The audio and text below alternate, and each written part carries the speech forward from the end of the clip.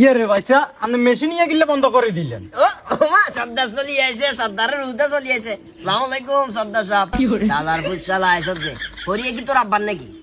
না তোর আব্বার নাকি? না তোর একার নাকি? না তোর গো যদি একার না হরিয়ে তার বাঘ আছে না? আছে তো। অন্তত আমারও তো একটা বাস জীবন দরকার আসলো, হরিয়ে হিসবের আগে দরকার আসিল না। ওইসে বুঝছি বাউরে ভাইসা অন মেশিন বইয়া এলেছি মাছ আপনার একবার কাটাই দি মুয়াই। আর বাঘ তো হামু মা, আর বাঘ কিনা দিকি তোমরা বাঁচতে পারবে নাকি? আর বাঘ তো অঙ্কা দেও তঙ্কা দেও আর দিতে হবো, কথা তো সেটা না। অন্তত এই তুই কোনো কথা কইছা, অন্তত মেশিনটা বইয়েবার আগে আমারও তো একটা বাস জীবন দরকার আসলো যে বাইসা রে হরিতে মেশিনটা বইয়ামু অনামনের সুযোগ সুবিধা অসুবিধা কিয়া বইয়ে দাম নেই।